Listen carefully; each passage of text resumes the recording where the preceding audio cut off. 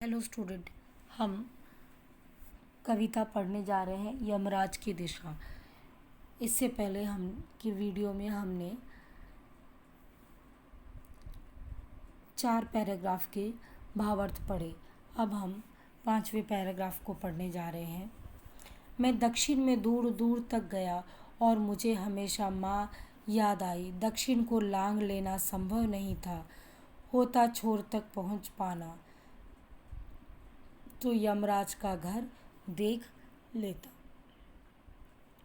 यमराज का घर देखने के लिए कवि दक्षिण दिशा में दूर दूर तक गया और जब वह दक्षिण दिशा में यात्रा करता उस समय उसे अपनी माँ की याद आती। दक्षिण दिशा में यमराज का घर होता, इसी कारणवश वह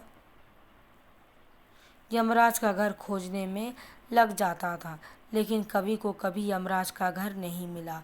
उसके अनुसार दक्षिण दिशा का छोर अर्थात क्षितिज बहुत ही दूर था, जिस तक कभी कभी पहुंच नहीं पाया।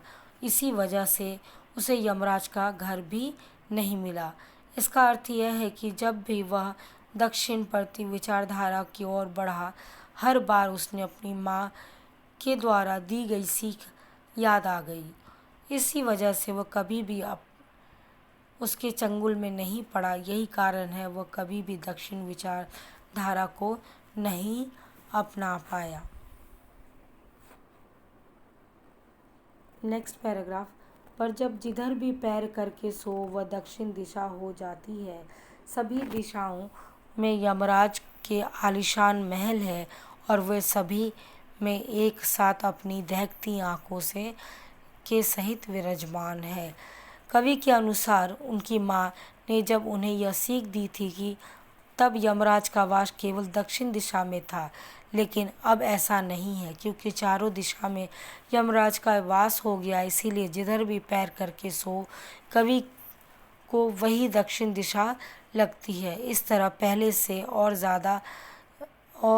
पहले और आज की स्थिति में काफ़ी अंतर हो चुका है। आज यमराज का विस्तार हर दिशा में हो चुका है। कवि जिस दिशा में पैर करके सोता है वह दिशा में उसे यमराज के बड़े बड़े आलीशान महल नज़र आते हैं।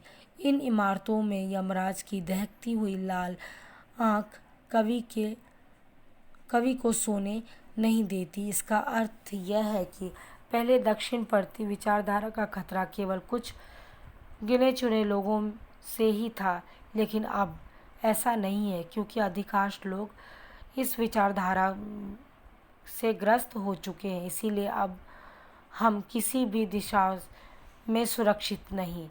इस विचारधारा के लोग एक दूसरे का शोषण करने के लिए हर वक्त तैयार रहते हैं। Last 3 lines.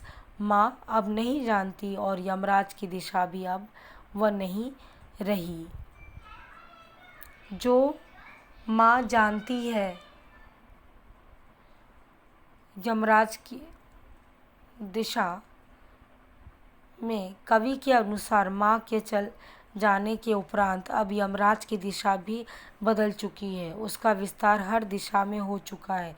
इसीलिए माँ के द्वारा बताया गया नुस्खा अब किसी काम का नहीं, लेकिन जिस दिशा में भी पैर करके सोने की कोशिश करता है, हर तरफ लंबी लंबी इमारतों में उसे यमराज की दहकती हुई आंखें नज़र आती है। इसका अर्थ यह है कि अब चारों ओर पूंजीपतियों का वास है, जो साधारण जनता का शोषण करने में लगे हुए हैं।